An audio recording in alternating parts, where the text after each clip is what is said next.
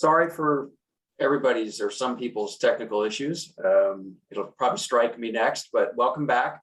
And we're entering the policy roundtable, as I mentioned before the break, which I know was short, but our goal is now to kind of bring all the stakeholders together to try to talk looking forward about how, not really just how we interpret the data now, but how's it going to play out when health plans sit down to say, are we going to cover this for all doctors prescribing or just some? How's it going to work out when the company sits down to think about whether it's going to sponsor further research? How's it going to plan out when doctors and patients themselves are in the exam room and we have to think through what material they may or may not have to support their decisions?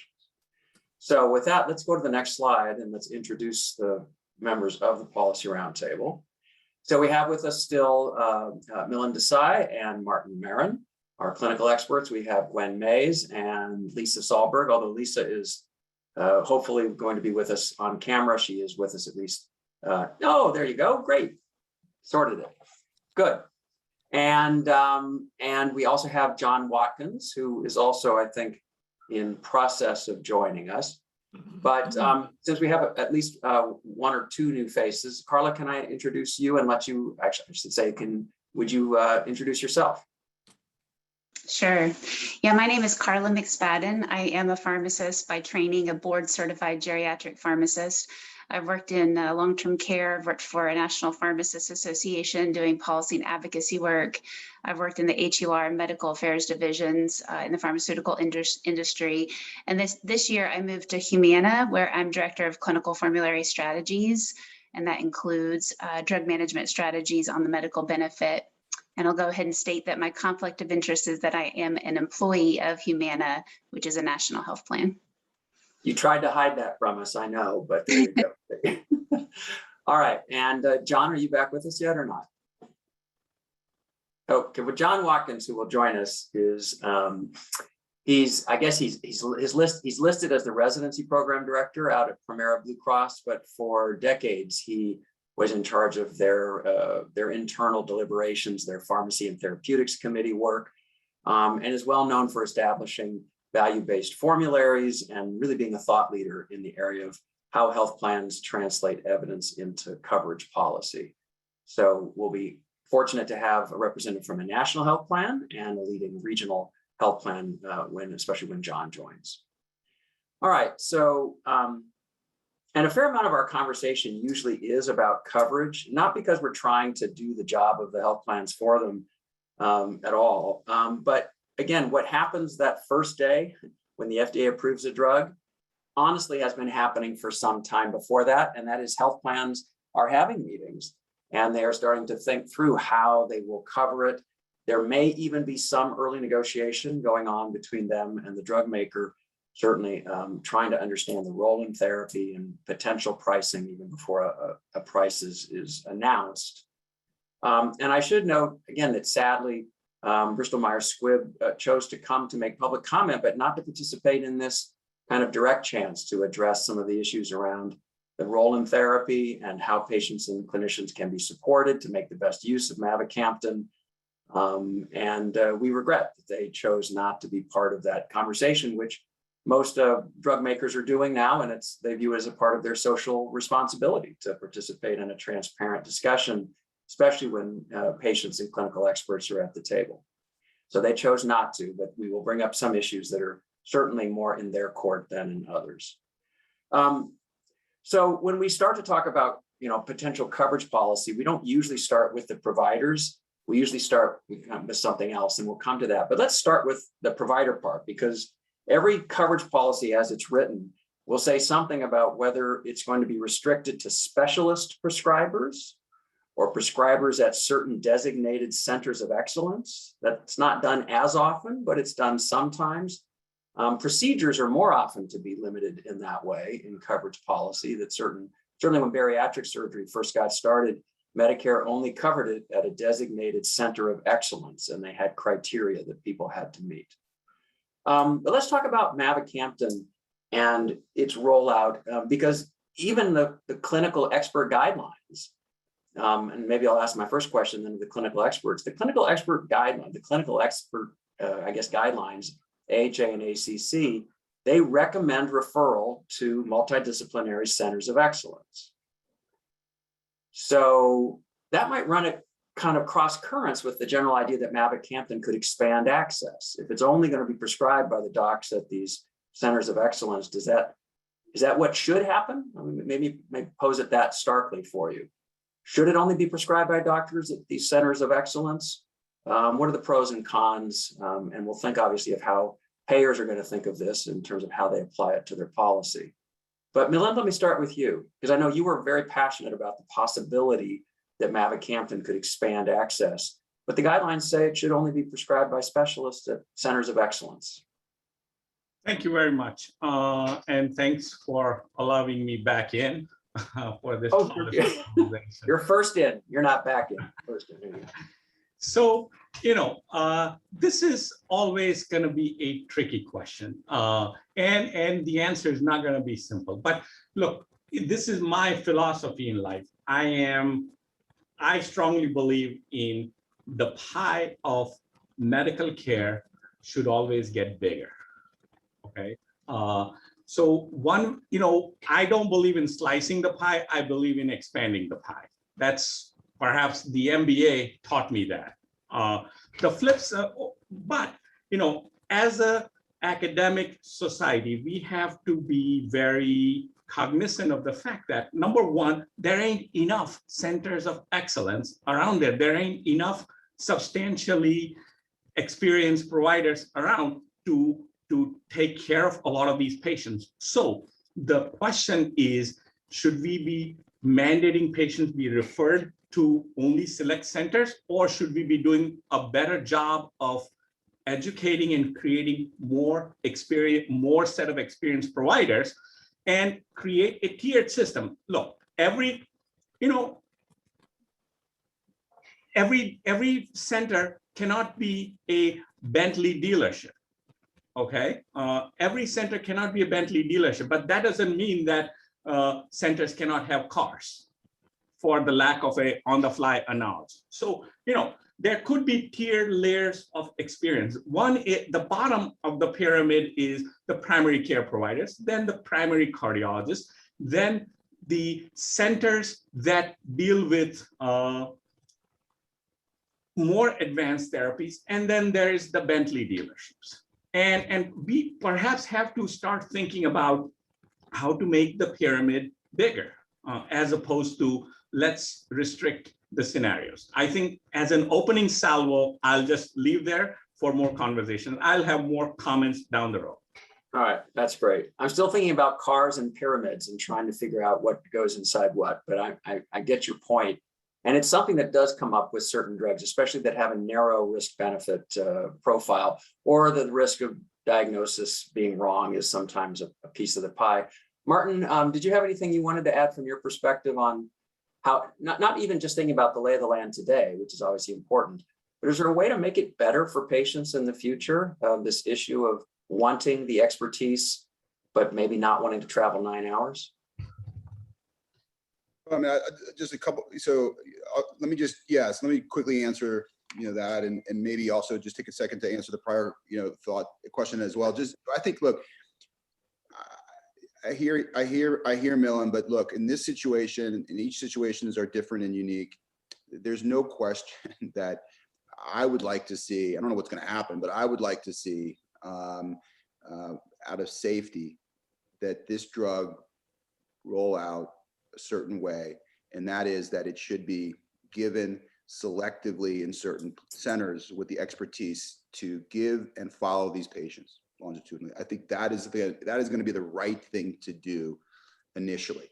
Okay, I don't know that's going to be the case forever, but initially, I think based on what we know, the complexities of the drug, the complexities of the disease, the limited information and long-term efficacy and safety, that is going to be the right choice. It's going to happen, but that's the right choice here for sure.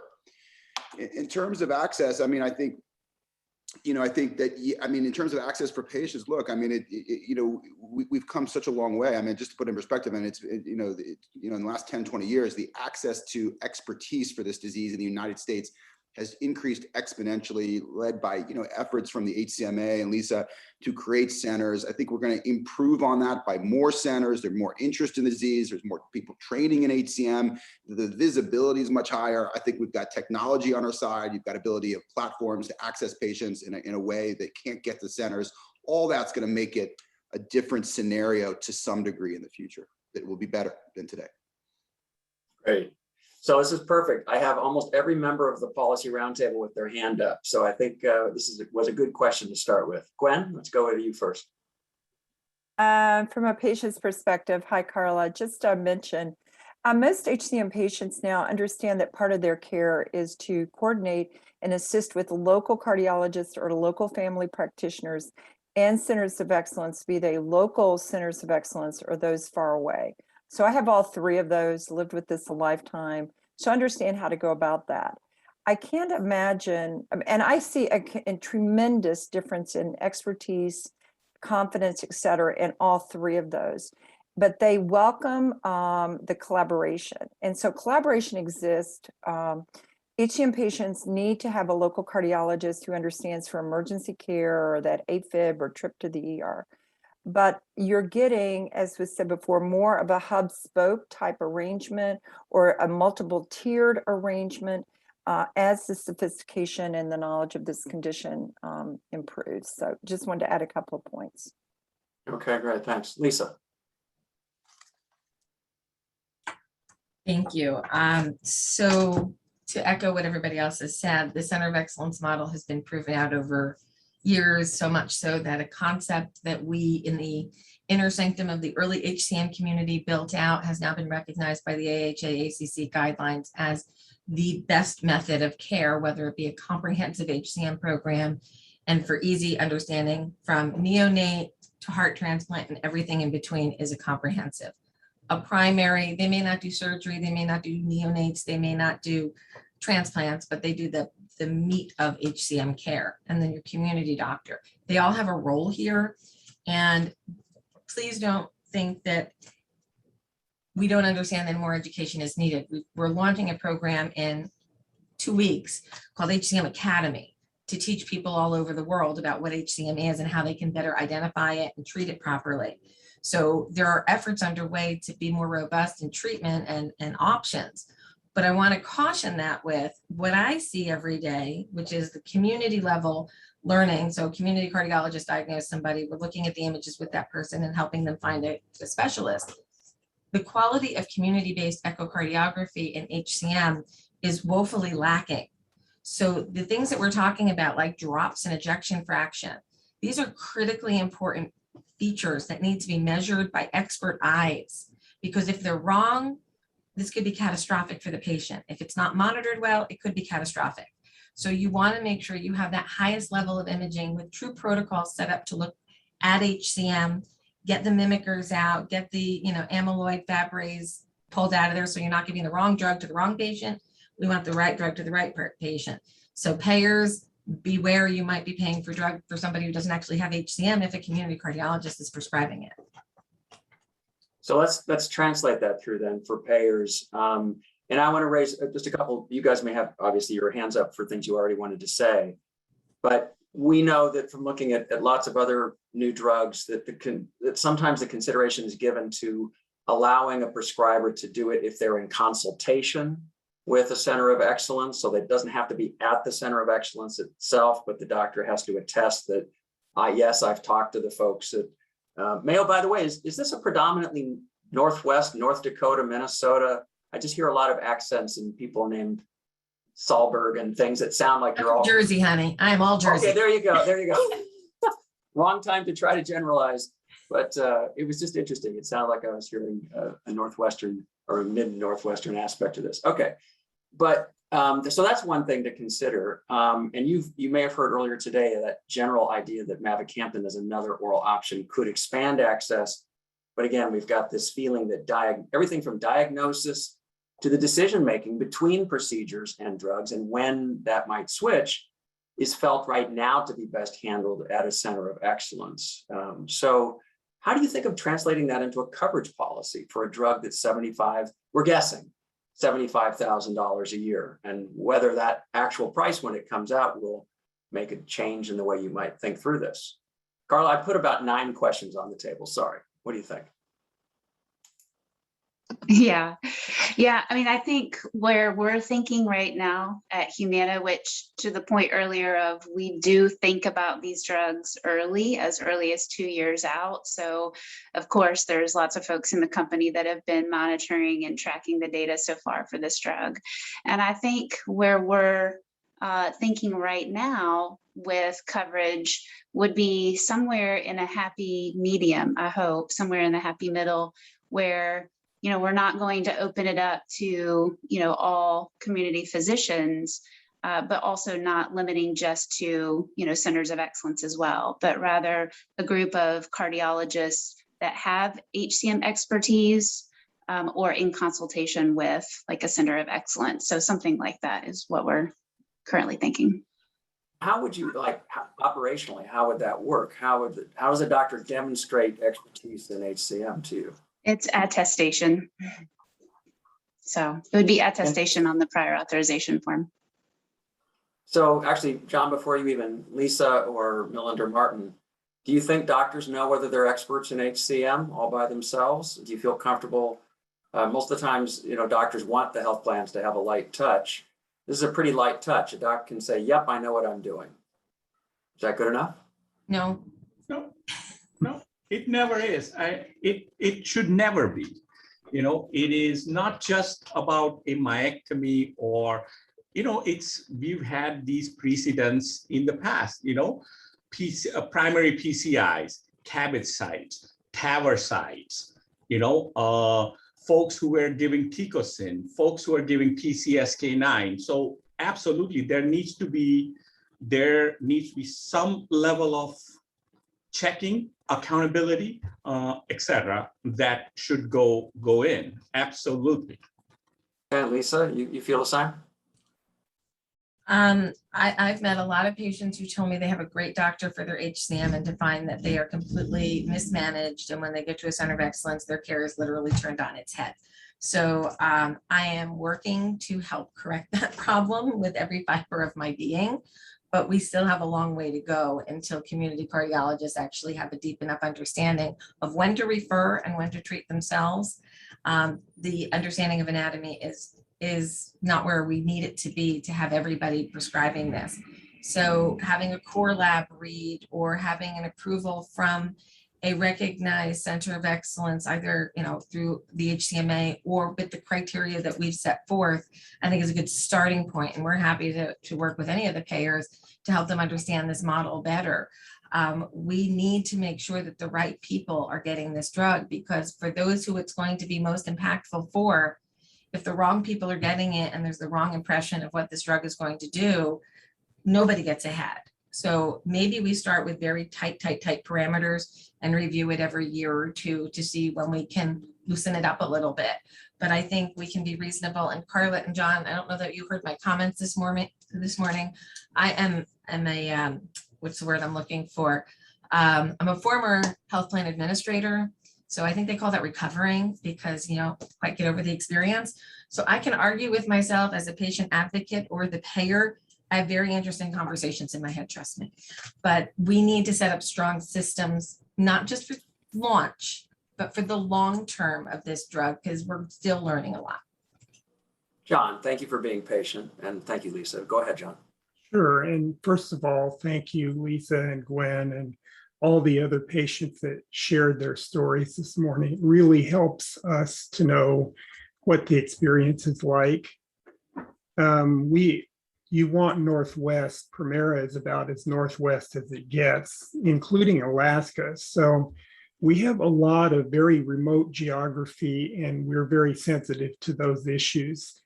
We also have a pretty advanced telemedicine program at the University of Washington that covers that whole area. So I don't know how it is in this particular specialty. I do happen to have an Alaska cardiologist on my P&T committee, so he'll be my next call. But our preference would be to accept the remote consult model. My question to the local experts is going to be what you've just been asking, namely, what do you think the quality of care out there is? And would you like us to do more to bring them into you, or do you think it's okay? HIV is a good example of one where we've done this for years, and the answer I always get from the specialists is we think they're doing it right. That said, expanding the pie is wonderful. Expanding the pie is, however, needs to be accompanied with reduction in the unit cost. Otherwise, you're expanding the pie at the expense of some other disease state. So that's a challenge to the manufacturer. If you want it more widely distributed, lower the price. The higher the price, the more restrictive payers will have to be. And I hope we can find a balance there.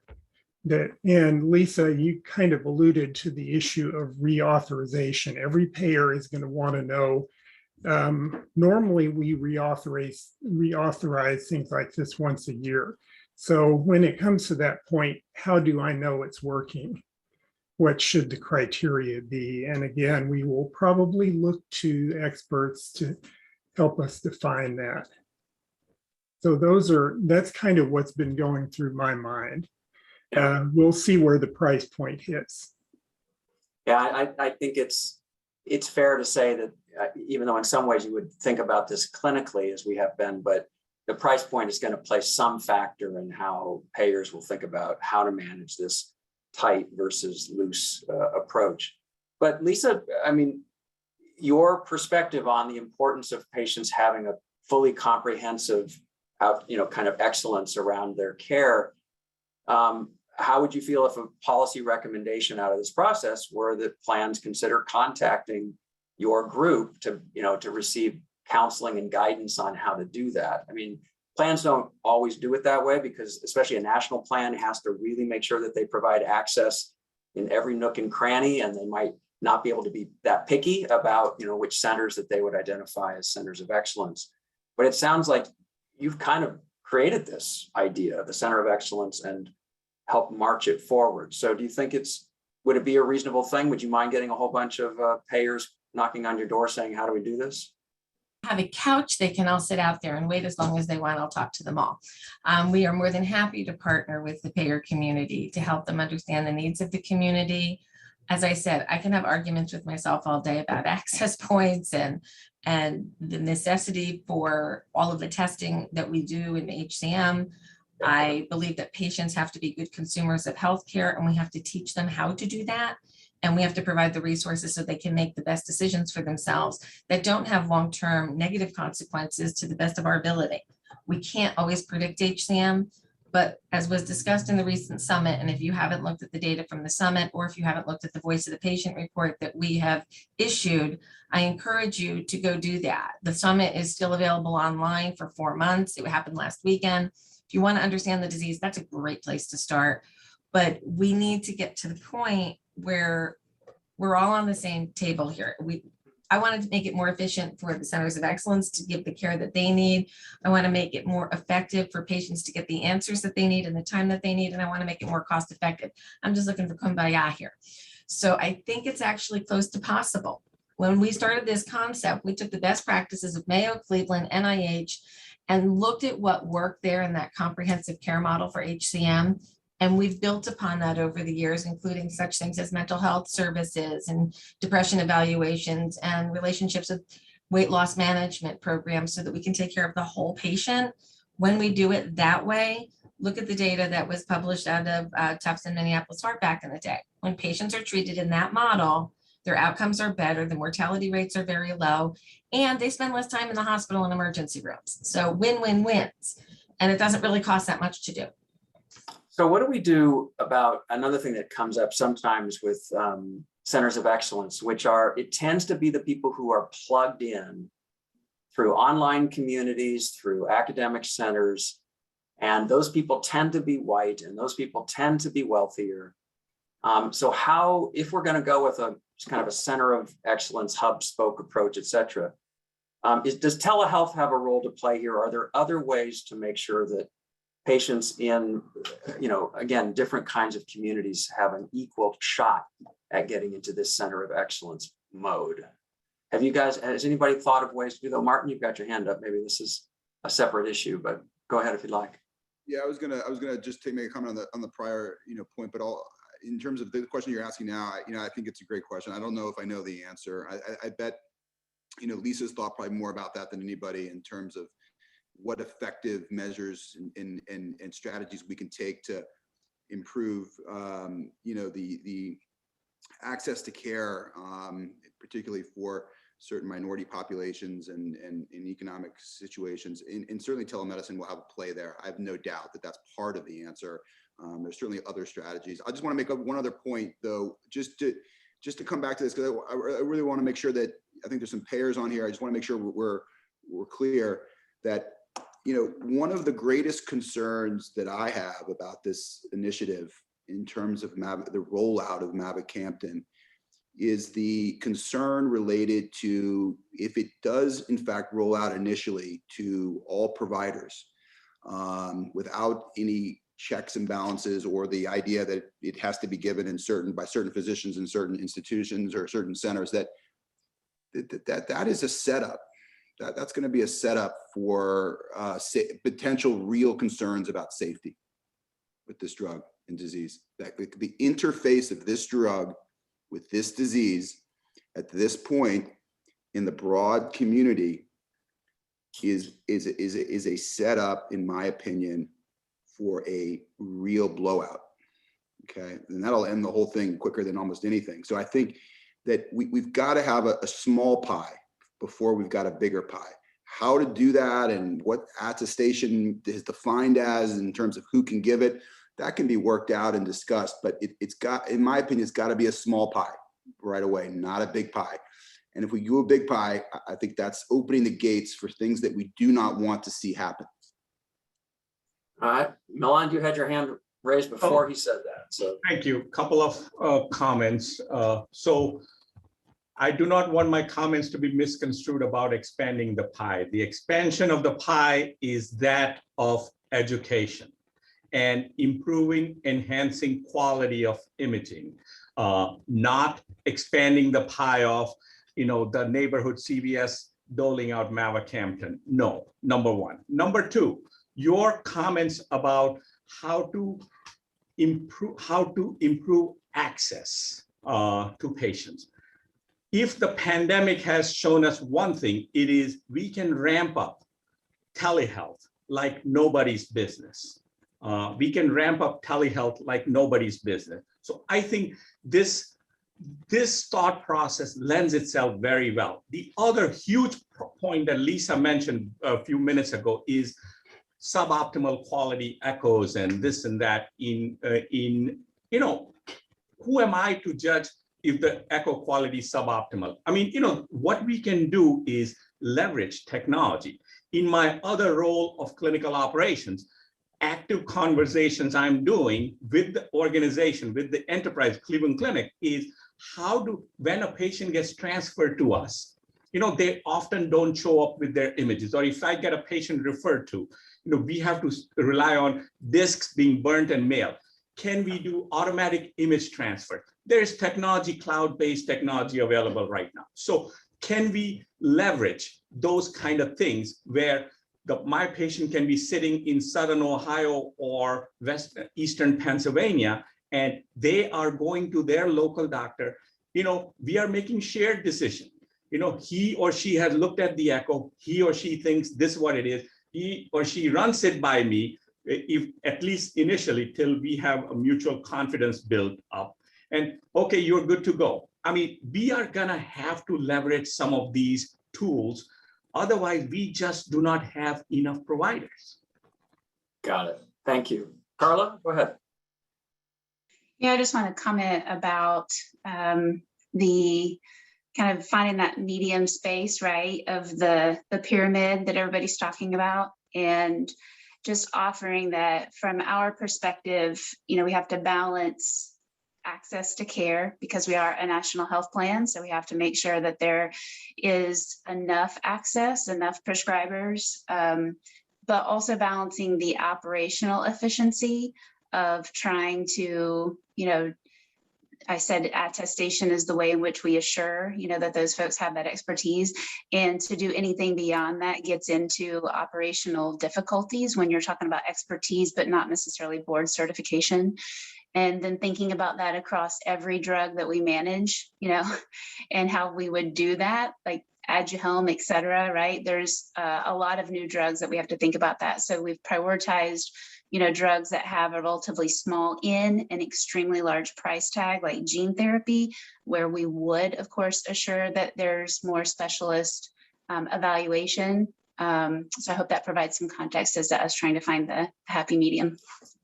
Yeah, there are mediums both on the clinical benefit risks and there, I guess, balance points on the administrative burden benefit side of the coin. These are great perspectives. I'm going to shift after Lisa's comment to bring us back to other parts of the coverage policy that I think will be also kind of important to talk through. Lisa, please. Just 2 comments here on the health equity issue. We are very well aware within the HCM community that there are not enough Black and Brown individuals represented, not only in clinical trials, but in HCM population cohorts. We have efforts underway to start addressing this. I can't say that we're going to be much ahead of the national curve, but I assure you we're paying attention to this very important issue. Secondly, I just want to kind of put in the payers' heads as we're moving forward here. Yes, today we're here to talk about Mavacamten, but concepts such like gene therapy that you just mentioned, Carla, they're on the pathway to genetic heart disease, HCM and otherwise. So as we're having this conversation about how to handle subspecialty cardiac care of a genetic nature, it is time to start thinking about how are we going to figure out who's going to do things like not only Mavacamten, but genetic therapies as well, potentially. Yeah, I wouldn't be surprised at all. That would be great, wouldn't it? A one-time treatment and you're done. That wouldn't be bad, would it? Okay. Game over, we're done. So we've got about 4 categories of a coverage policy: diagnosis, inclusion criteria, if you will, exclusion criteria, and step therapies that I want to talk about. And almost towards the end of that, we'll actually talk more about the procedure and the drug kind of decision-making and how that's going to be handled. But let's start with diagnosis. So I assume that insurance policies are probably going to say, are going to use attestation for the diagnosis. But if I'm reading the guidelines correctly, they're kind of equivocal on whether you should or shouldn't get a genetic test to confirm that what you're looking at is not due to some other cause, or if it's not the only thing you would do, but it seems like it's a confirmatory test that is done.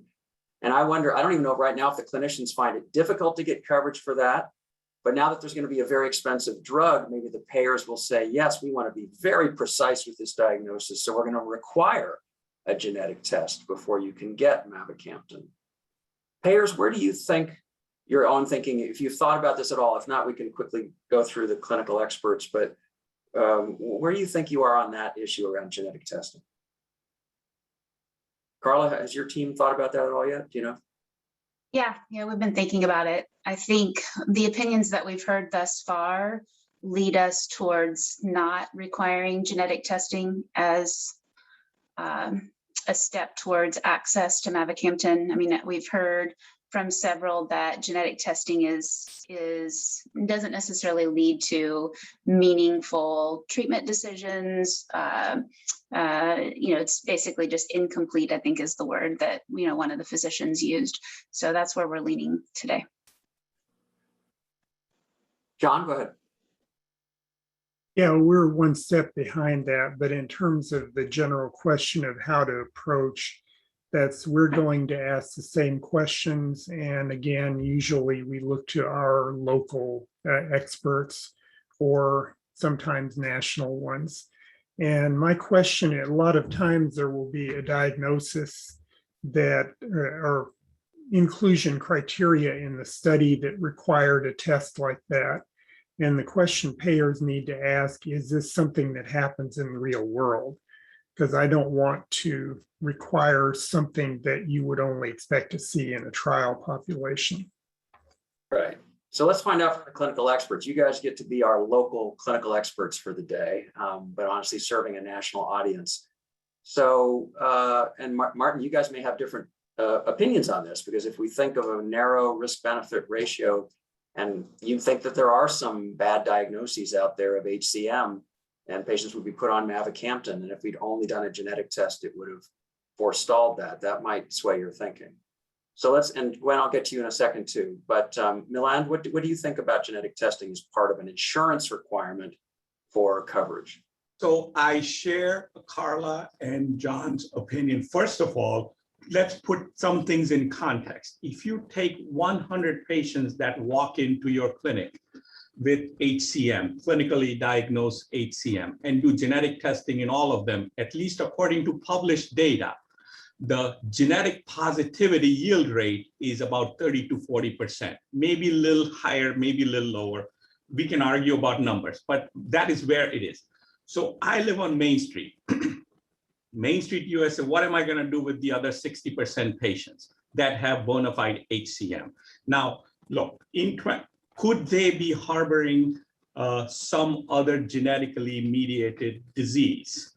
In 2021, we have, there are other clinical clues that would hone us into whether the person has amyloidosis or potentially Dannon's disease or Pompe's disease or what have you. I get you, Fabry's disease can potentially be difficult to identify, but there's clues. Having said that, to use genetic testing as a gatekeeper for giving a drug would be an unprecedented thought process, and I would definitely not recommend. The other bigger issue is the business of variant of unknown significance. We have a ton of patients that fall in that category where we have no idea what to tell. So look, never say never. I'm always an eternal optimist. 10 years from now, the same conversation we could have very differently. But in 2021 October, I would not endorse that.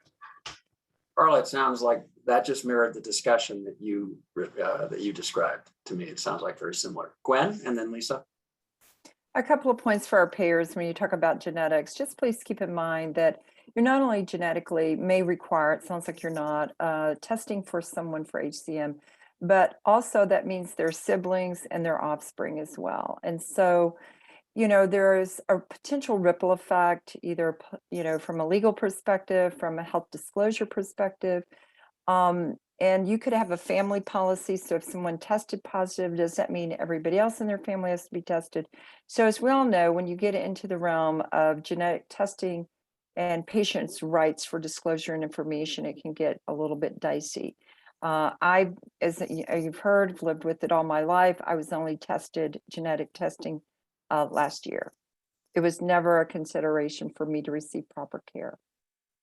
All right, thanks. Lisa, please.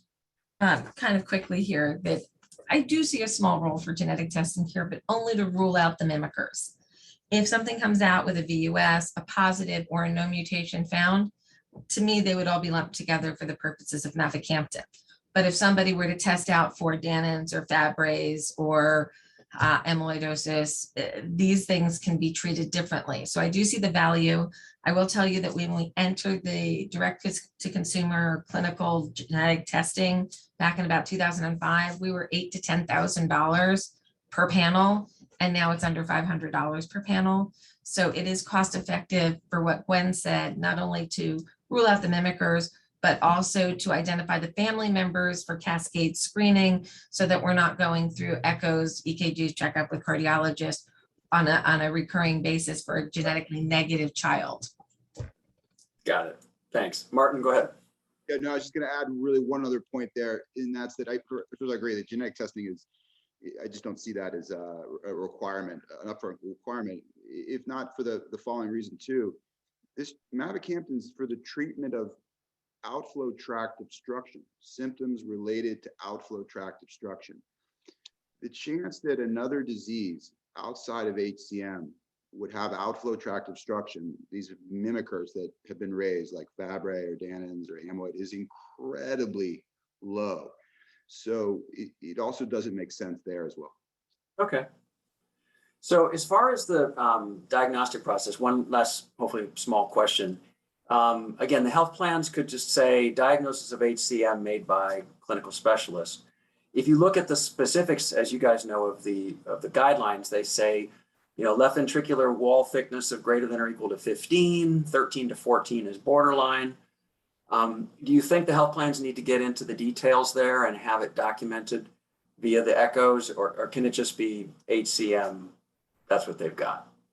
Should they, if you will, kind of be very specific about those wall thicknesses?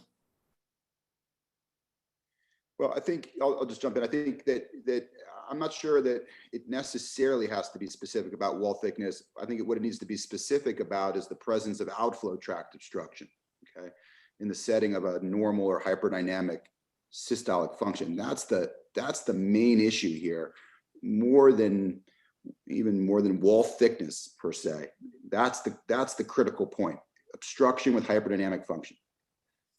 It's interesting. A health plan looking at the guidelines as they're printed, going to the diagnostic section, if they wanted to cut and paste the diagnostic criteria, it doesn't mention outflow obstruction, it mentions wall thickness.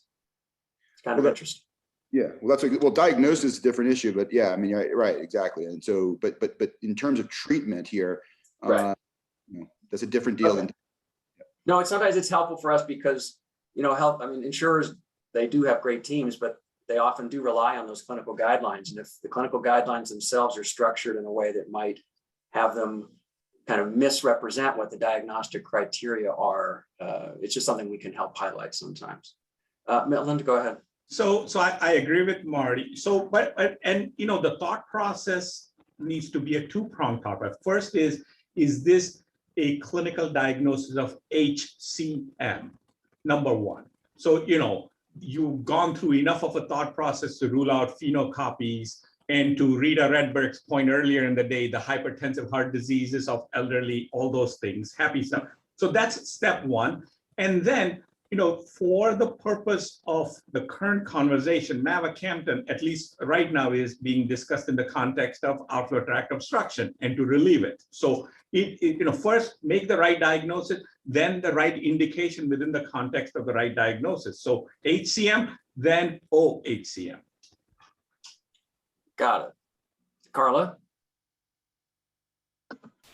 Yeah, we use both clinical trial parameters and guidelines, just depending on the drug and the situation. And I think in this situation, we obviously haven't written our criteria yet, so still contemplating, but I could see us potentially wanting to get that specific. It also kind of depends on how widely we allow access from a prescriber standpoint. So the narrower we get with the prescriber, like if we were to go centers of excellence, then less diagnostic criteria, wider prescriber audience, then more specific. But yeah, potentially wall thickness, and we would justify that based on the clinical trial parameters. Okay, Lisa? I'll just add that the presence of obstruction can be difficult to identify, as Marty and Melinda, I'm sure, can comment on. So not only a resting gradient, but a stress gradient done with a proper protocol with a stress echocardiogram must be done. And that seems to be a little bit, we've got the diagnosis of HCM, we've got the presence of hypertrophy. That's a given by the parameters by the echo. But that outflow tract gradient, I have seen it, the pressure gradients vary greatly from community center echocardiography to center of excellence care, a Valsalva versus a resting versus a provoked with a stress echo. These are very different numbers. And this is, I'm sorry to say, but this is where we really do get into the weeds on why this is so difficult to manage. These are not simple tests. Not every program has a protocol for this. And that's where this whole center of excellence concept comes into play. Because if we think this person has a ridiculously high gradient and it's not true, we're dealing with a completely different animal. So we want to make sure right patient, right time, right procedures. Yeah. And Carla, I want to emphasize Carla's point for those, especially those listening, because she said it very clearly. Basically, if we're going to go broader on the prescribers, then we have to be more specific and maybe narrower on some of the diagnostic and other kind of characteristics. But if we're trusting that process to work well by the selection of clinicians at centers of excellence. They can be looser in the insurance coverage language. So I want to move on. Milan, if you have something, go ahead. And I'm going to move on to some of the other things that we might find interesting. To Lisa's point, the biggest thing as a center of excellence, or rather a high volume center, I see is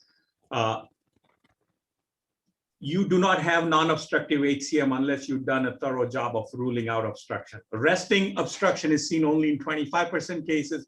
If carefully looked for, outflow tract gradient can be observed in 70%. And carefully looked for is stress echo, Valsalva, other techniques. Valsalva as a provocative maneuver is better than resting, but it is not as sensitive. So these are some of the things that need to be taken into account.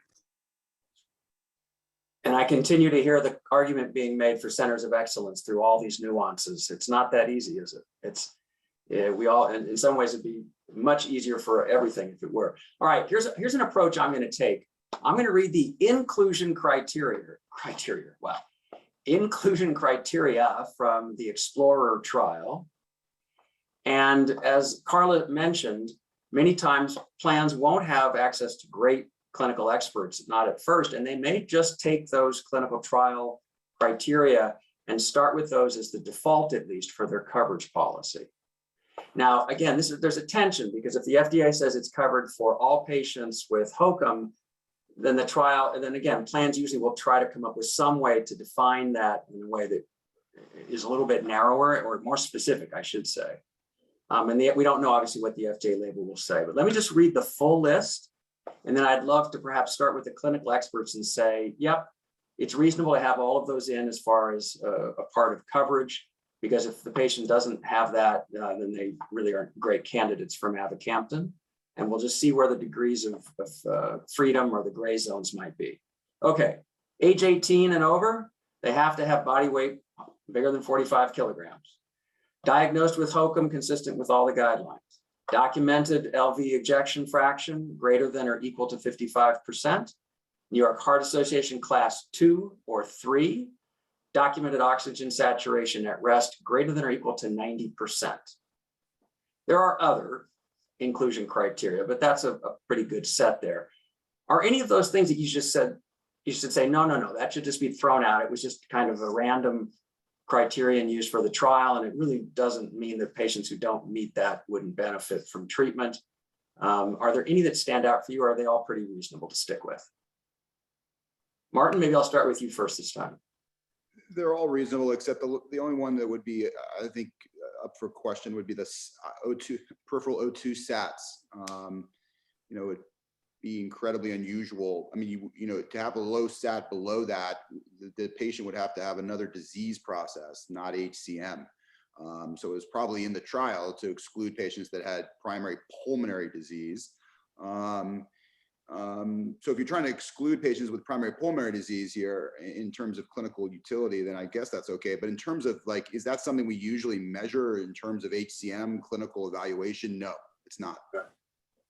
Milan, anything different from your perspective? I mean, in fact, if it is bona fide HCM and the person is in an NYHA class 3 and has O2 sats because of heart failure that are less than 90, then in fact, I want that person to be in this. But like Marty said, I completely agree with Marty. Lisa or Gwen, any perspectives? You're okay with that? Okay, so let me read the exclusion criteria, because again, for the same reason, some of these might just be features of the clinical trial and really not relevant to the clinical decisions. Some of them are obvious. So infiltrative or storage disease disorder causing cardiac hypertrophy that mimics HOCM. Okay, that would be a pretty good one to obviously have in there. Here's an interesting one. History of syncope or sustained VTAC with exercise within 6 months. Okay, keep that one in mind. History of resuscitated sudden cardiac arrest at any time in the past, or history of inappropriate ICD discharge within 6 months prior to initiation of treatment. Paroxysmal intermittent AFib with AFib present at the beginning of treatment. Persistent or permanent AFib, not on anticoagulation. I'm going to kind of jump to the chase here. Left ventricular outflow tract gradient with Valsalva less than 30 at screening or at initiation of treatment. has had prior septal reduction within 6 months. We can rule that one out. ICD placement within 2 months prior to initiation of treatment. I'm not sure why that was part of the exclusion criteria. So those are the key exclusion criteria for the Explorer study. Again, do any stand out as things that you would want not made part of an insurance policy because you think it's it's kind of irrelevant to the clinical situation? Lisa? I think a lot of those were for safety reasons for the clinical trial and the integrity of the trial. So I think, and Marty and Lynn, please chime in here. I think the presence of an implantable defibrillator shouldn't be a consideration. I think the proximity from the cardiac arrest should be taken into consideration to make sure that that situation is stable and the patient is protected there. The presence or absence of atrial fibrillation, I think we need to do a study there. So I don't know what I would feel about it being on the labeled indication. I agree that gradients under 30 probably should not be treated with this because they don't tend to be associated with highly symptomatic individuals. And I think a prior myectomy, if it was not done at a high volume center and it had failed, I don't think there should be a timeline on the measuring of the gradient post-surgery. Milan, Marty? That was great. Yeah. Anything from you guys, Milan or Marty? Marty, you want to go? No, I mean, I sort of agree in principle with everything that was just said. We just don't have any evidence that Mavacamten increases the risk of ventricular arrhythmias or atrial arrhythmias. And so therefore that really shouldn't at this point serve as a basis, at least in terms of insurance, as an exclusion. And so that's the only point I'd add, really. Otherwise, I agree. I also essentially agree with Lisa. The player here is AFib in my mind, and we are not entirely, I agree with Lisa that we need a study about that. And there are going to be some folks with residual gradients after an SRT procedure. So after they have obligatorily recovered from that procedure, if there's persistent issues, then I would favor them being trialed on Mavacamten.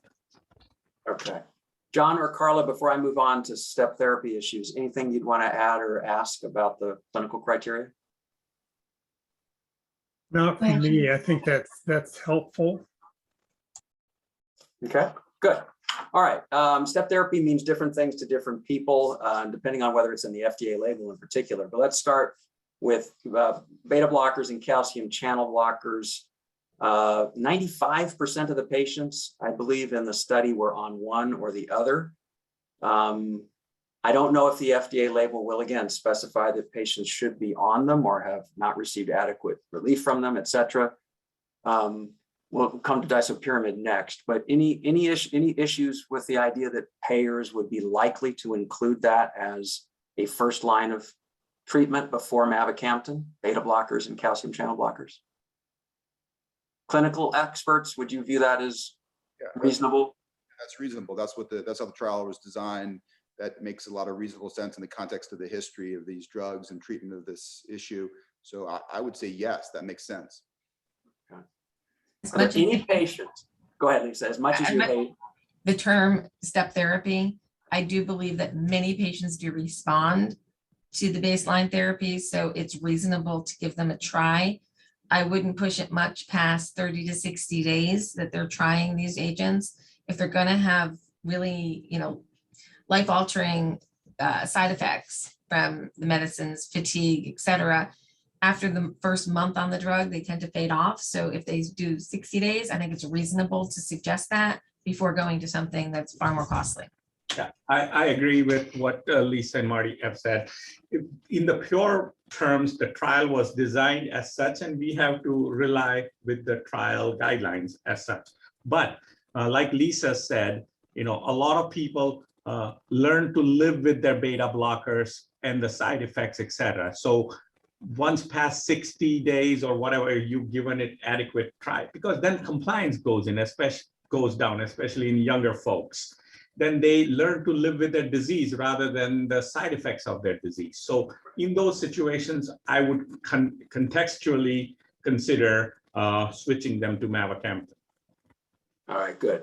Now I'm going to take a real risk here, go way out on a short pier and suggest that payers might not suggest step therapy through disopyramid before they get to mavacamten, based on what we've heard earlier today, including that it's not really available. But let's just go ahead and nail that for the public record. Anybody want to vote in favor of requiring that they try disopyramid before they get to mavacamten? Nope. No? Okay. No. I think we can. Now, that's not to say that some doctors won't think that it's an appropriate treatment, right, Martin? To try. Right. Yes. And in all fairness, Steve, the Valor trial, which is a continuation of the Mavacamten developmental story, does allow DISO to be part of the background therapy. So, this conversation would be different maybe next year, but as of right now, the answer is no. Would this conversation be different if mavacamten cost $90,000 a year and disopyramide was whatever it is, like $5,000 a year, and efficacy is, at least at this point, pretty similar, at least based on what we can tell comparatively? I'm just throwing that out there. And if I was a payer, that would be one question that I would be asking is the price differential worth, how much value does that have in the conversation here? Let's let them answer that. Carla had her hand up already and might have been wanting to say something else, but please go ahead, Carla, and then John. Yeah, I mean, I think it comes down to the fact that there are other treatments within that baseline standard of care. It's not just that drug. If that was the only one, then, maybe it's a different story, right? If it had some other different elements as far as safety profile, availability, et cetera. But there's beta blockers, there's calcium channel blockers. So it's pretty easy to carve that one out in my mind. Well, I wanted to ask a question. I'll go ahead and ask that now. And that was the comment about the 30 to 60 day trial that Lisa made. And I would just pose that to the clinical experts because I'd like to hear, Dr. Desai, I think I heard you say you agreed with that 60-day element, but I would push it back to you guys and say, what would you feel comfortable with as a trial period to attest to whether they're going to respond to those drugs? I guess, Martin, you get to go next on that question. Look, I think that it's hard to know the right answer to that. I think there's a lot of individual variability, in terms of response, how long it takes to get a response sometimes to these drugs in the situation. I'm not sure I'm a huge fan of putting on an exact timeline cap, although I would say what seems reasonable would be several months, but I'm not sure I favor a precise timeline there, to be honest. I mean, again, a lot of this is individualized. I mean, in my practice, my standard thinking is if I'm going to put somebody on a new therapy, i.e. beta blocker, I want a touch point, either virtual visit or an in-person visit, virtual visit for symptom assessment, side effect assessment, and an in-person visit for potentially gradient improvement, et cetera. And yes, if you're going to hold me to, is it 60 days or 59 days, 61 days or 64 days? The answer is I would not go that granular.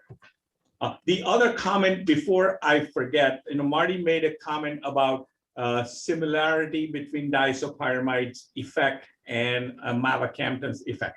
We have to be realistic and state the obvious. One has prospective data. One has, as we have ostensibly developed through the day, suboptimal retrospective data. That is, and the drug has a substantial amount of side effects that you have to contend with, which is I'm specifically referring to disopyramide.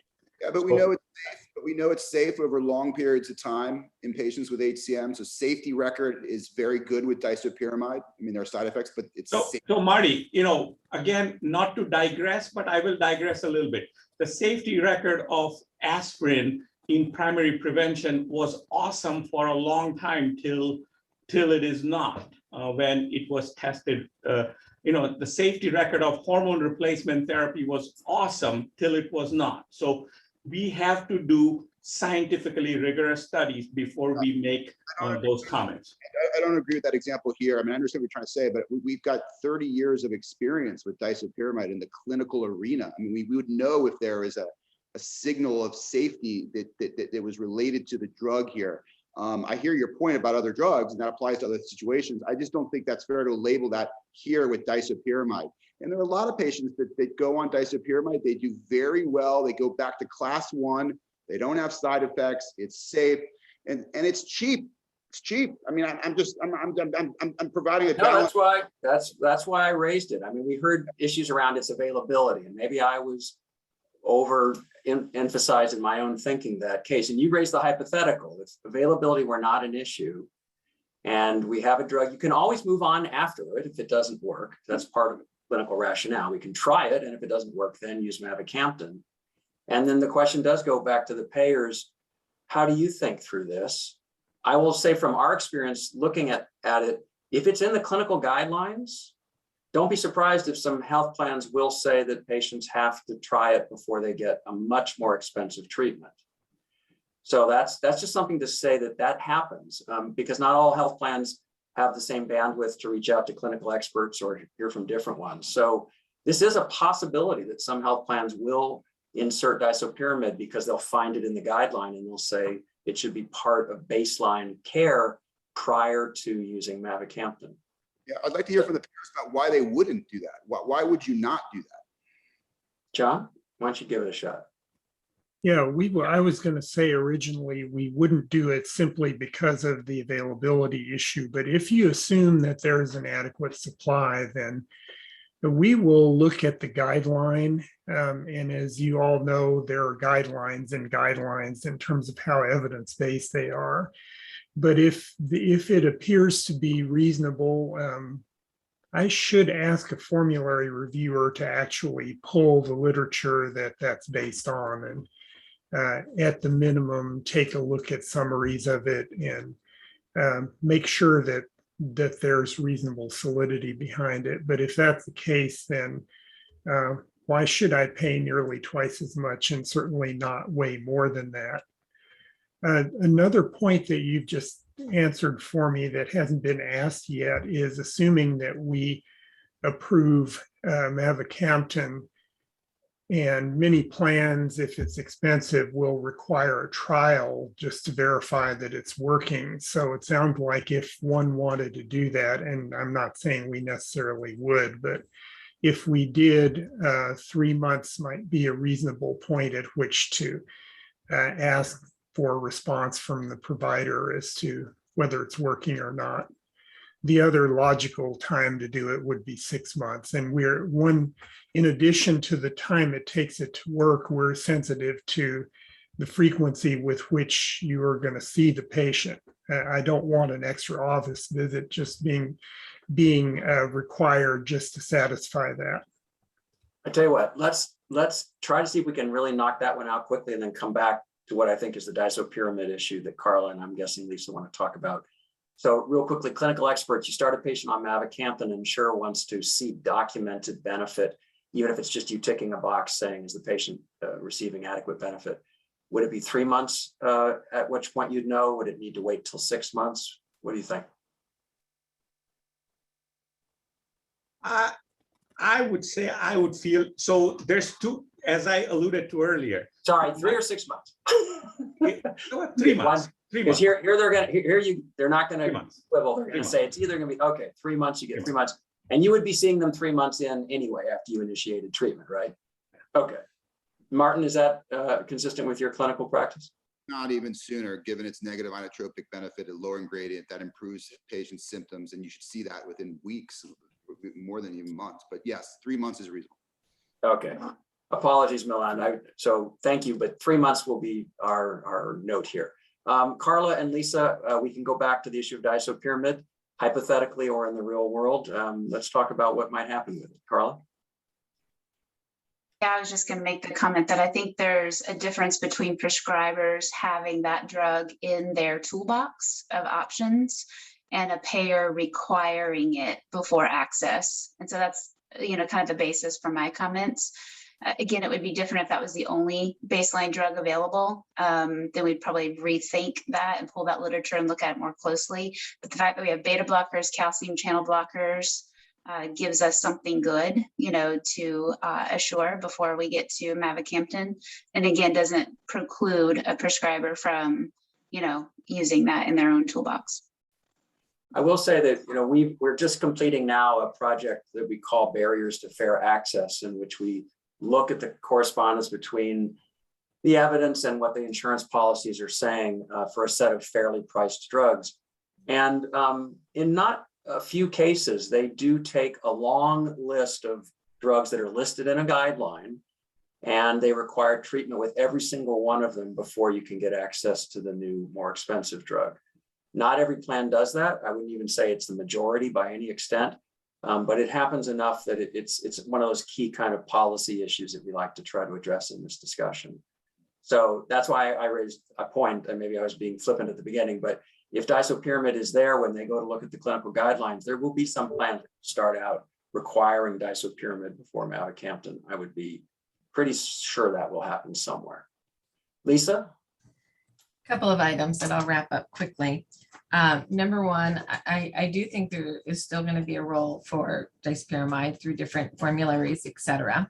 I do believe that a lot of people do well on it, and a lot of people have symptoms from it that are just not conducive to the quality of life that they're seeking. And that has to be balanced.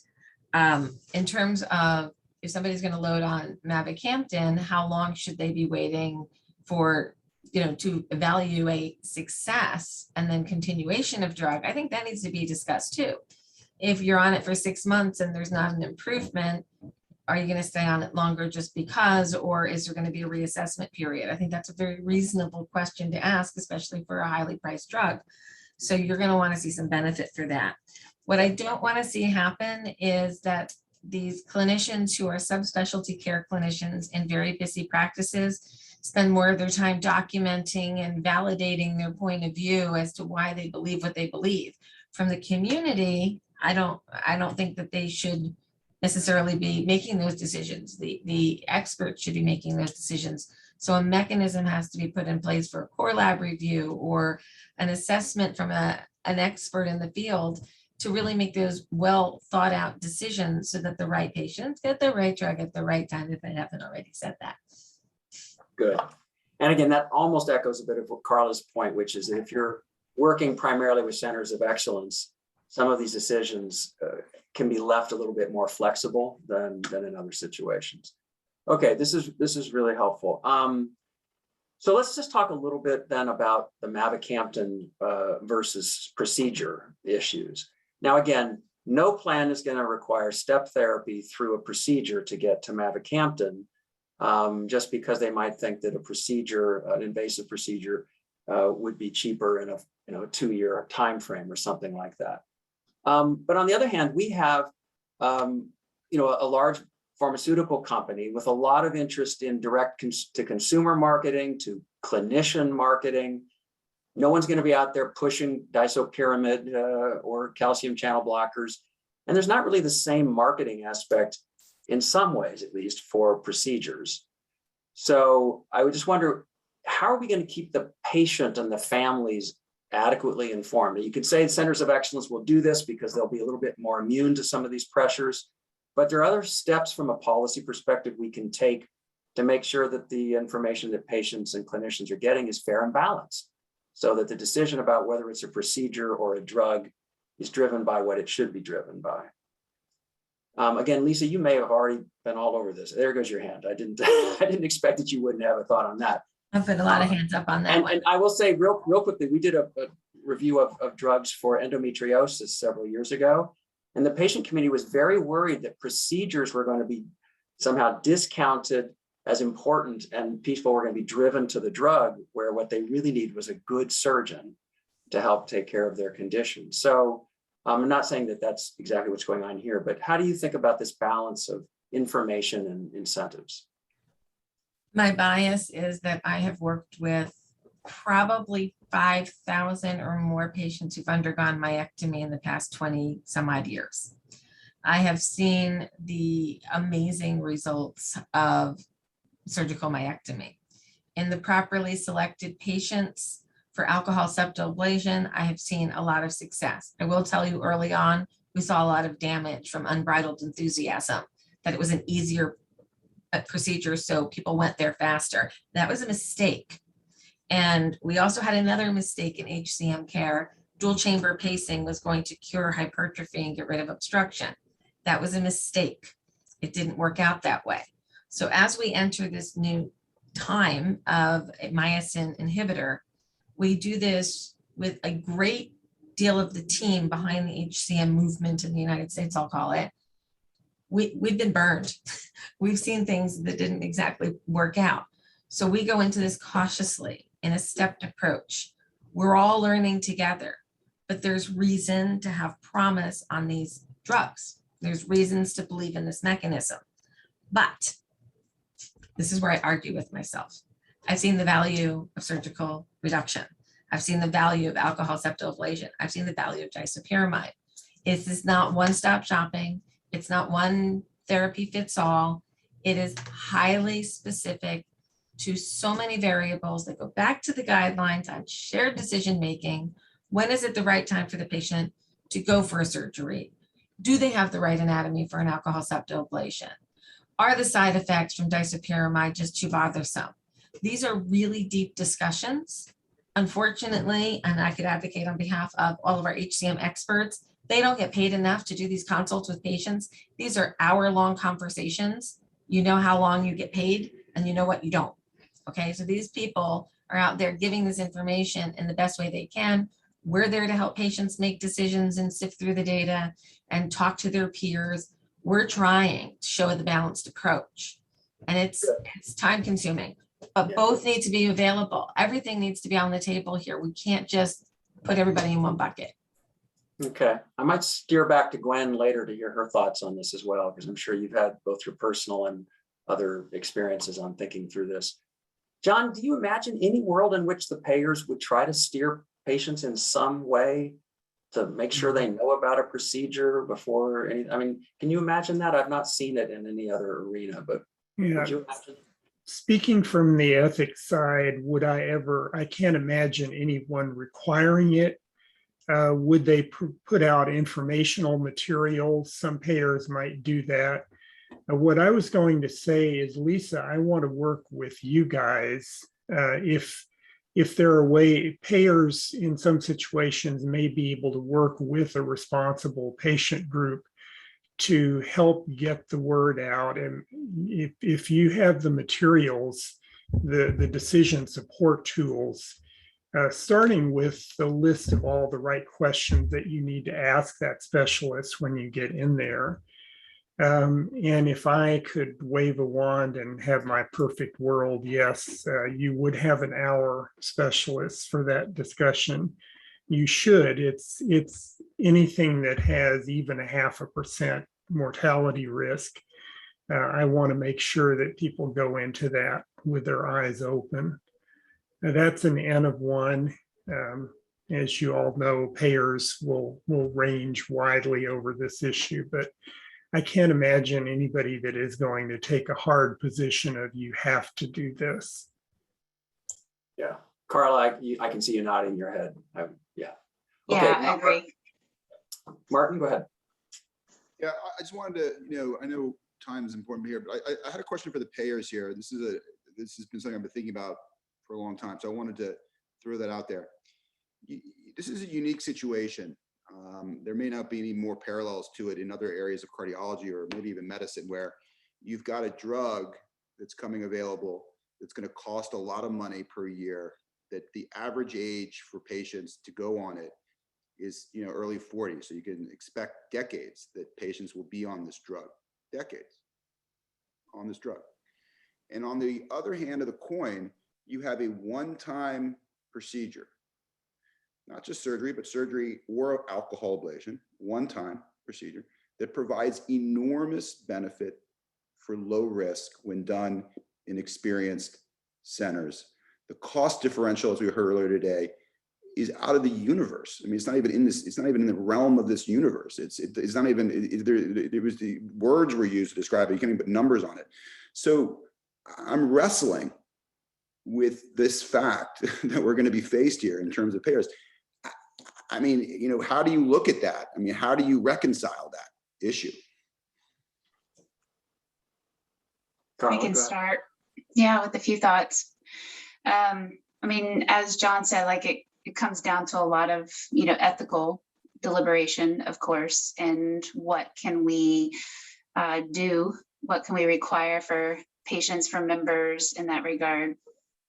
I think it's really a multifactorial consideration, no matter what. It's the clinical benefits of both procedure and drug, short-term and long-term. It's adverse events or consequences, short-term, long-term. It's the chance of repeat procedures. You know, how often would it need to be repeated? And I'm saying all of this not just specific to this situation, but specific to any time a procedure is debated versus a med. The likelihood of eventually using medication after a procedure. So are they eventually going to end up on the drug? Or start the drug, are they eventually going to end up in surgery? So what are the likelihood of both of those situations? And then what is the patient population for medication versus surgery?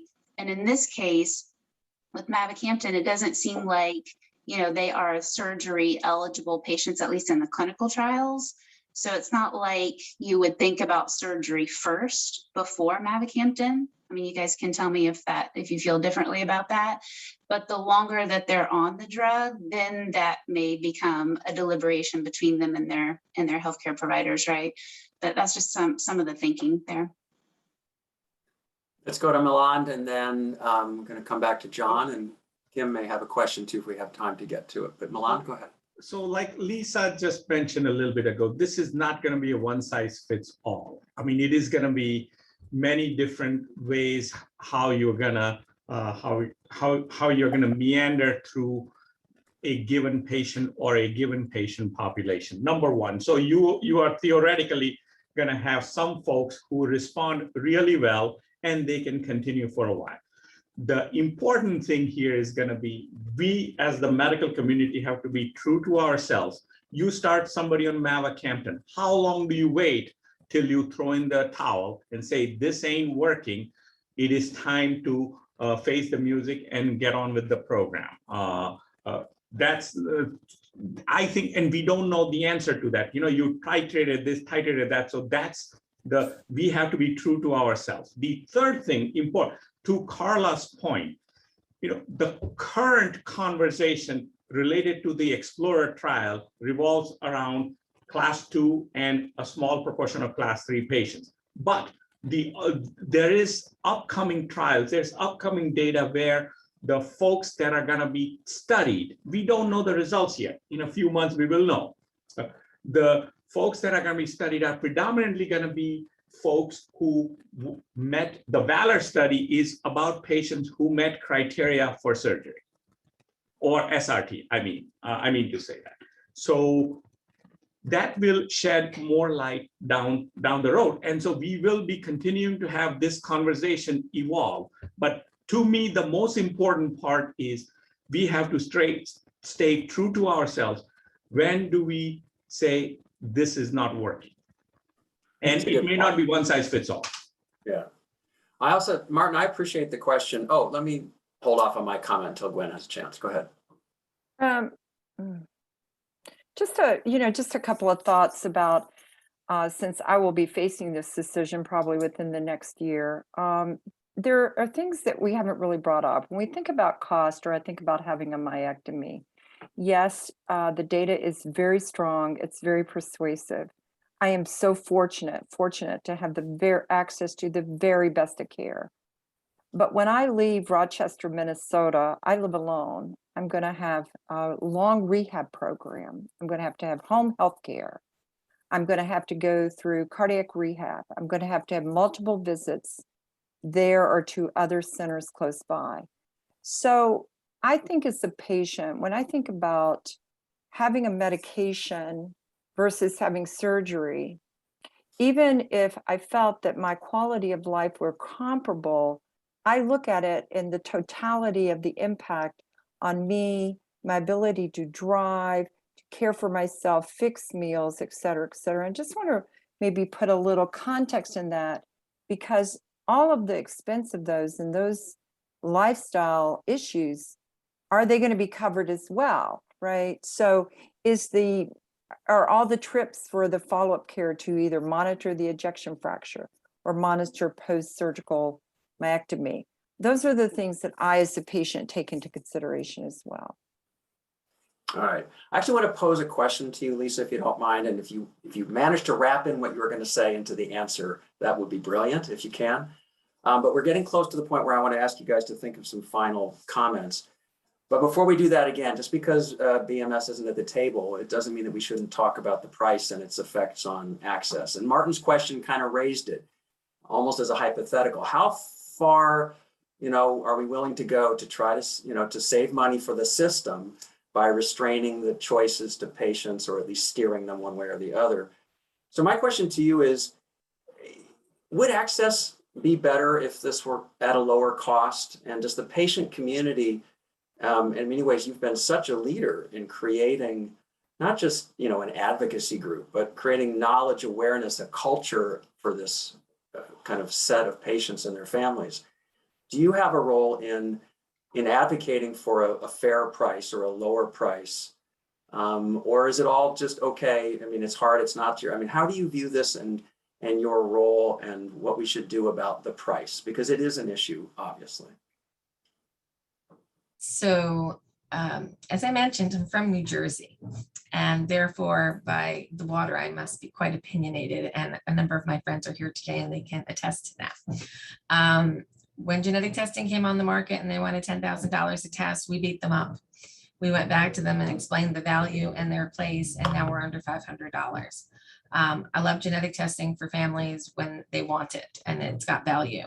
I see our role with Mavacamten and the Campton class, because there's others coming behind it, much the same. We want it accessible. We want it on the market, as long as it's proven to be therapeutic and it has value in some patients. It's not going to work in everybody. The price point, I'll be honest and say, when I was in communication with your team before this meeting, I said, where'd you come up with 75,000? And I have it highlighted in my book because I just thought it was kind of a crazy place for it to come from. Somebody, some analyst somewhere said so. That was the exact quote that I was given. So we're dealing with a hypothetical number. I'm sure hoping it comes in way under that hypothetical number. And I will continue to work to make it as cost effective as possible. But when we're looking at cost, it's more than the price of the drug.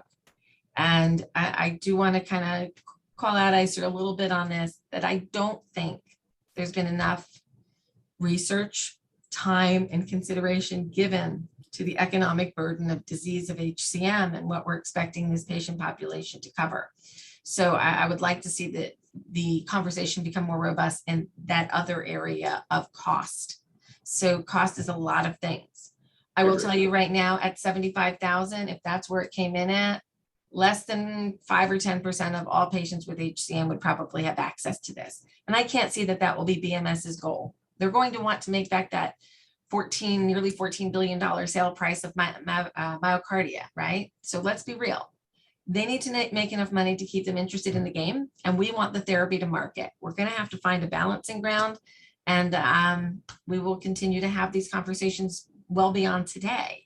We want access for the right people at the right place at the right time, and we want the right assessment. And if there's any problems that come up from this drug after, once we get into the phase 4, we want to be able to run on that right away and be able to take corrective action. We need to be a little malleable here, and we also need to be open and honest with each other about what our goals are. We want patients to feel better and not have to go to surgery if they don't need to, when it's not convenient for them. And we want insurers to understand, if you help these patients feel well, they stay in the workplace, they stay paying taxes, they stay active and engaged. We want them to have a full life. We don't want to have them marginalized because their symptoms from obstruction are too bad. So yes, I have a few opinions on that one. Good. All right. That was a wonderful segue into what I'd like to invite you all to do, which is to have a final chance to make a comment. We do this and then we pass it on to the CTAF panel so that they can also have concluding comments. You guys have been extraordinarily helpful in, I think, bringing out some of the perspectives on the coverage policy aspects, on the research aspects, on the clinical aspects. In your final comment, if you could, we'd like to ask you to keep it to one sentence. We do allow the sophisticated use of a semicolon, if you remember what that is. My kids don't remember what that is anymore. Texting apparently just doesn't happen. So, but in this final comment can be a theme that you really want to kind of leave ringing in everybody's ears. It can be sometimes a request of one of the other stakeholders at the policy roundtable for something you would like to ask of them to do in the future to make the world a better place for patients, for future innovation, et cetera. So we're going to end with the patients and go around. And again, it can be any kind of concluding statement. And if you can help us out by limiting it to one sentence, I'd appreciate it. So let me start with the clinical experts, if you don't mind. You guys have been fantastic all the way through the 8 months, including today. And if there were such a thing as a center of excellence, you guys would be at the top of the pile, I would expect. Help us understand your final thoughts and comments, if you can. Martin? Sure. It goes like this. The value of Mavacamten is out of proportion to its cost. And if we're going to achieve the goal that you started with today, Steve, to contain rising healthcare costs and provide patients access to drugs at a fair price, we have to get this right. All right, thank you. Milind? You said one-liner, expand the pie of education, man. And that's it. I think that rising tide will float a lot of boats. Expand the pie of education. That rising tide will float a lot of boats. Thank you. That's great. John? Lisa, you just said it beautifully. And remember that patient advocates need to be aware of the fact that it's not just your patients, but all the other patients with other diseases out there. And I always put in a plug for patient registries in this setting. Just remember that. All right, thank you. Carla? I'm going to weave in a comment about the pricing as asked a while ago. And I would say if our team, categorizes this as meeting an unmet need, then we will cover the drug with applicable coverage restrictions as we talked about today, but a lower price would enable a lower tier placement. So I always come back to it's either a good price or good data, and preferably both. Great, thank you. Gwen? I think I would say initiating Mavacamten should necessitate a consult and concurrence with the centers of excellence to ensure patients are getting the best quality care. By the way, you guys are one of the best policy roundtables ever in many ways. One of them is your ability to say so much in one sentence. This is really fantastic. No pressure, Lisa. I'll just talk fast through my sentences, but really long. No, I'm going to be, I think I've made my comments pretty clear today. I think center of excellence care is critically important. I think payer understanding and payer education is critically important. And I think BMS should come in at a price that is reasonable so that we can include access to all. That being said, I tell anybody who's watching today or those in the future that the HCMA is here to help you understand HCM and provide whatever services we can to ensure a clear understanding and access for patients to care. Guys, thank you so much. That was really, really wonderful and much appreciated. And I see we have a new fan in the house on Martin's lap, so that's great. Hello. Hi. So you guys, I hope you can stay because the CTAF panel members have benefited from your guys' input, many of you over the past 8 months. And they often have concluding statements that have to do with their reflections on your contributions as well as other things. So I'm going to hand it back to the chair of the CTAF, Ralph Brindis, and let him go around the horn, and I will have a very brief concluding statement at the end. But thank you again from my perspective, for sure, for the participation on the roundtable. Ralph, you there? I am here. So why don't you start it around and you can just call on somebody and then you can keep it going and I'll take up after you're done. Well, it turns out I'm unable to start my video because the host has stopped it, it says, for some reason. Yeah, me too. All right, now I'm now on. So let's go around the horn and try to be brief. And let's start with Joy. Why don't you start with someone else? Because I still can't. You're also- get my video going. All right, how about Felicia? Thank you. Well, this has been really fascinating today. I wanted to comment on, just as an ethicist, things I'm concerned about. You know, I kept hearing talk about the need for center of excellence, right care, right patient, right time.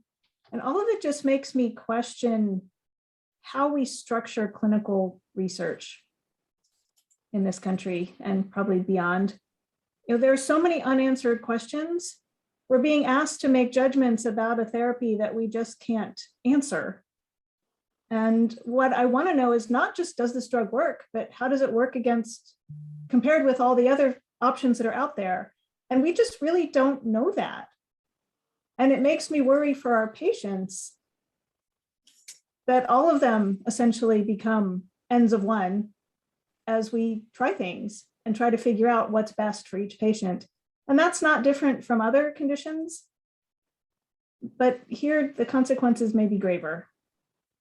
So thank you. Thanks. How about Bob? Find the mute button. I usually get a little carried away. I hate to be so direct this particular time, but this has been a very good meeting in terms of participation.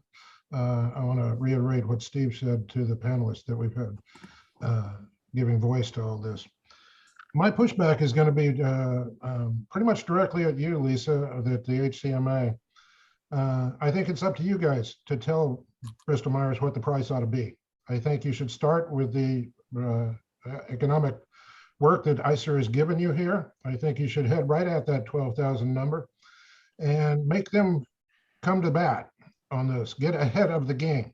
This is the part where the patient organizations never get ahead of the game. And we have a golden opportunity for it this time.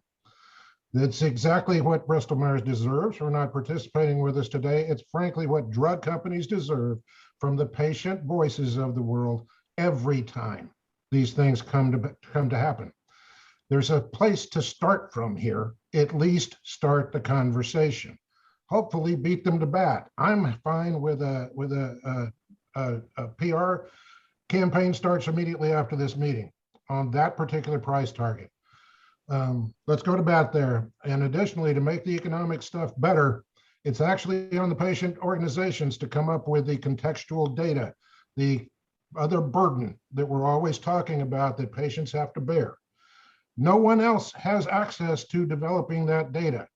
Patient organizations do. It's a hard nut to crack, but that's where that ball ends up. Thank you. Kimberly. Wow, this was a great meeting. And I just want to say that the one thing COVID has taught us is that telemedicine works. So it can be managed collaboratively with Centers of Excellence, that attestation may not be enough, and that there's no reason why training can't be part of maintenance of certification for those doctors who want to do it. And then finally, I think that endometriosis is a great example of where patient-centered decision-making and choosing between medication and surgery could be emulated, and that the registry that's being requested should be for all people with the disease and not just those getting medication. And then best practice will emerge, and then you guys can come up with a practice guideline about what to do. Great. Paul. I'll say I feel for this meeting, it's been the importance of valuing an increase or an improvement in patient-reported outcomes, which for many is worth even an increased risk of mortality. Jeffrey. Thank you. Today, I feel we saw promising but inconclusive clinical evidence, unpromising but inconclusive economic evidence, and patient experts and clinical experts who have the power to deliver the message we are sending today to improve population health. So succinct. Sai. So I want to echo what several people have said I think this is one of the best discussions I've been a part of. So I want to thank everybody involved in that, especially the patient experts and our clinical leaders who I feel like really gave us a rich discussion. I do think that for me, the fact that the manufacturer wasn't here is telling. And I think that's something that I think, as Bob alluded to, gives me kind of a clear direction of what the next step needs to be. But listening to the discussion, what I saw and heard were a group of really smart, dedicated people who all have a shared vision of developing novel therapies that are going to be widely accessible to improve the health of our population. So I end this with, optimism. Terrific. Joy, are you on? I am, thanks. I echo what many people said about cost and pricing, and I think that's really important. But the point that I want to make, I think, got less discussion in the policy roundtable and is also very important. And that is that we know virtually nothing about the long-term adverse effects of this medication because of the nature of the studies that have been done so far. And we need to know that. It's very important. So how can we learn that in the context of the likelihood of FDA approval?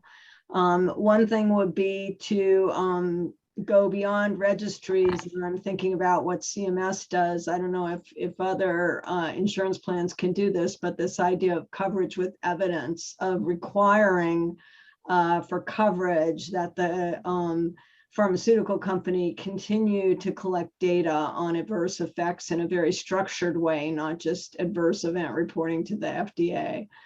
I think that's really important to keep in mind that, and then the other thing is what, and I think our clinical experts and our patient advocates could collaborate on this. What is best practice for long-term monitoring on this drug? Like, how frequently do people need to be monitored, and in what ways, in order to detect potential declines in ejection fraction or other unanticipated adverse events? Elizabeth. Yeah, my comments are very much similar to what Joy was going to say. So I'll put it succinctly as a wish, that I wish and hope that the 30-week data pans out and that it is as successful in the long term, which would be wonderful for patients, and that those brave enough to take it, given we don't have long-term safety data, 5 years down the road are doing very well and don't have any unintended long-term adverse events. Catherine.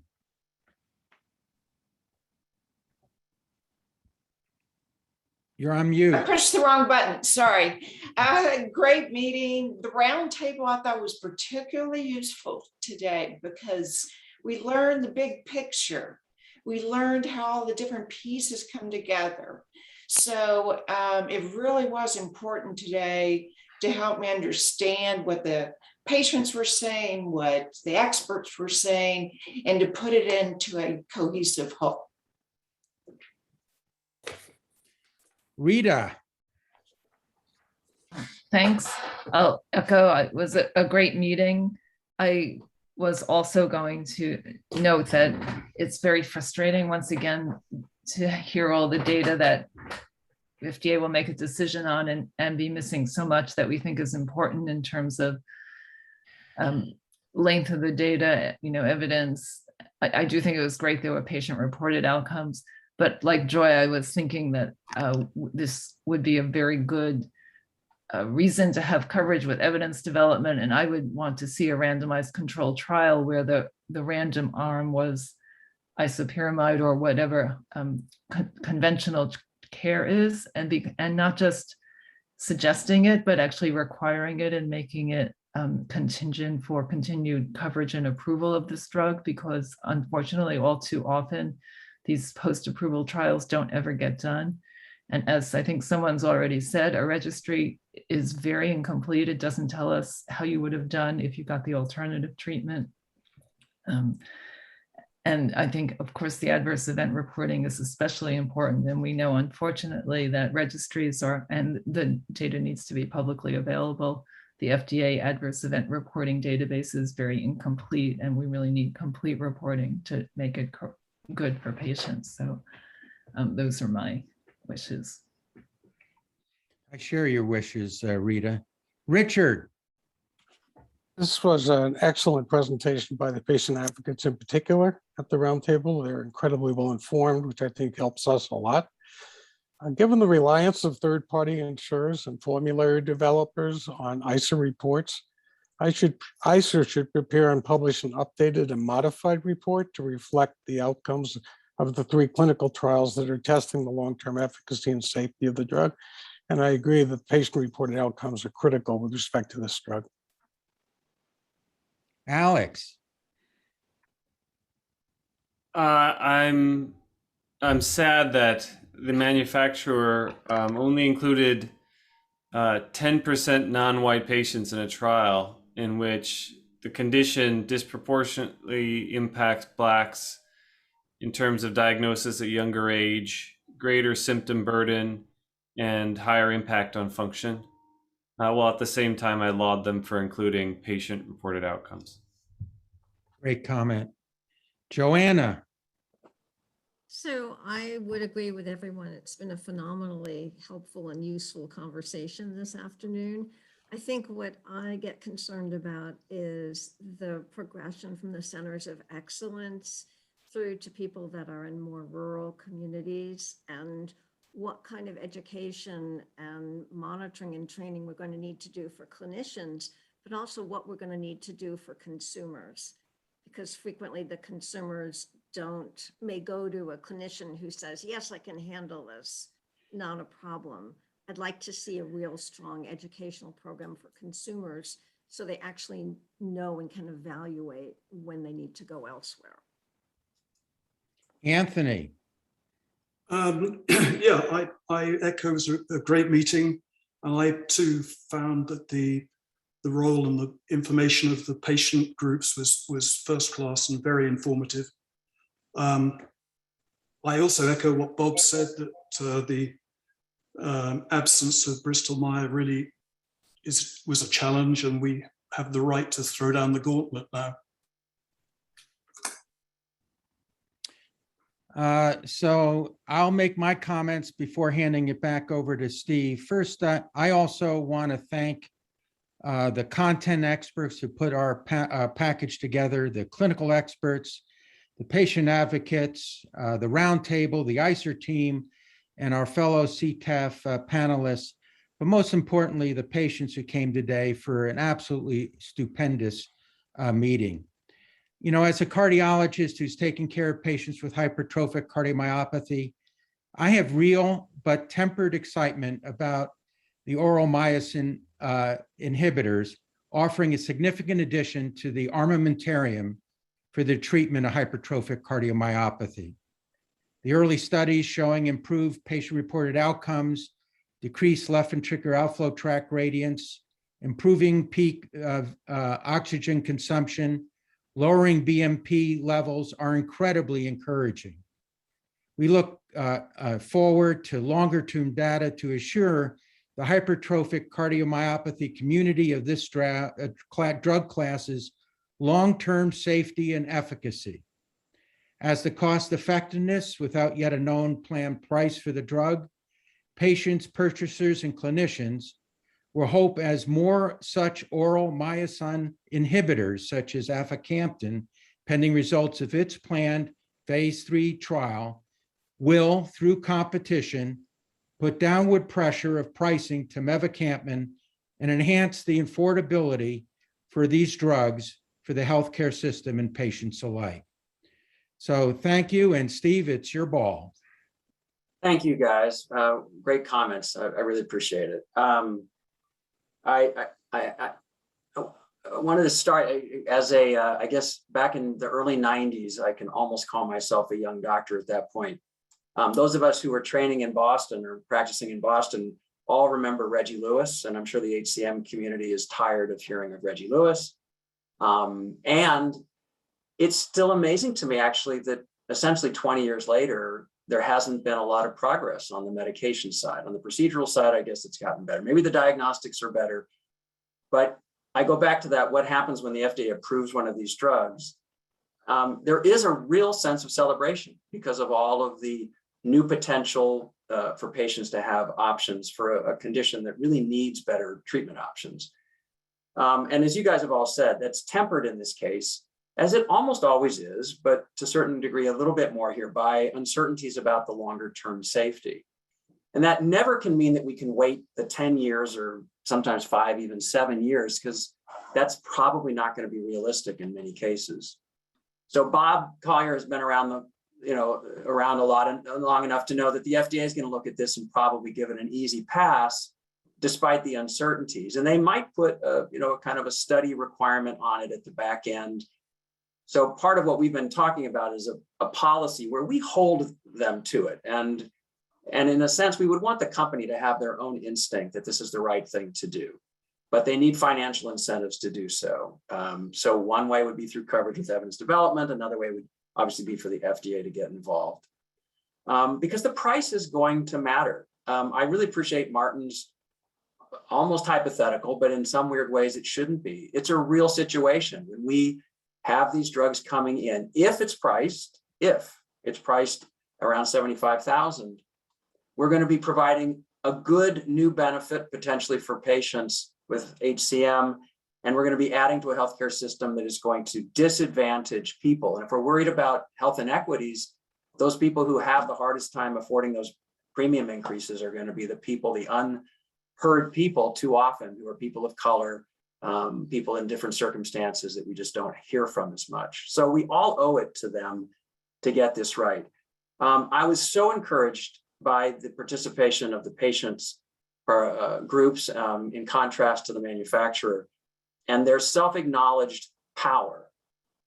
And I guess Bob again put it pretty well. There is a cart and a horse here, and to get a voice out in front of that pricing decision, to let it be known what's expected and what will meet with dissatisfaction, is a lot more effective than coming and sweeping up afterwards and saying, we don't really like it, we're glad to have the drug and try to do better next time. So the power that the patients can exercise on their own behalf. I mean, again, we didn't talk about individuals that much, but in the private insurance market, the difference between a $75,000 drug a year and a $10,000 to $12,000 a year, it's huge out of pocket. These are going to be covered under co-insurance, in which a lot of patients will pay 20% up to some limit, usually $5,000 to $6,000. So every family is already going to pay a lot. Don't get it, unless the company is helping, and they can in some cases. But the average family is going to maybe spend $2,000 or less out of pocket if it's priced according to the current ICER kind of recommendations. And it'll be whatever the cap is for your insurance plan, 5, 6, 10, 12, if it's not. So that's just a huge difference every year for families. And so I think we need to get there. And my real hope is that this dynamic in which companies buy up small companies at a premium price and then justify the price for the drug to be able to recoup their investment at a purchase price, that is the lamest way to say what a fair price is for a drug. It's an ex post facto approach to saying, well, we paid too much, so we're going to stick it to the patients and the insurers and others, all of us, to make it back. So I think we need a different approach. The fact that the patients are here and that they see this coming forward, and they know that this is an important addition to the armamentarium, but we want more at prices that can be both affordable and that will continue to send the right incentives that do good things for patients, and you will do fine in the marketplace. So I've loved today's meeting. It's a celebration of the new opportunity soon, I think, that patients will have to benefit from Mavacamten as we continue to learn about it. Some will not want it, some will, but it provides another option. But it highlights the work that we all have to do to protect patients and the future of an affordable, sustainable, innovative platform. So today was, I think, a very helpful conversation. And I hope, like Richard said, that we can come back and look at these data and the economic landscape as times go forward. So good luck to Lisa and to Gwen in your own professional lives and personal health with this condition. Thanks again to the members of the Policy Roundtable and to CTAF. Fantastic job deliberating today.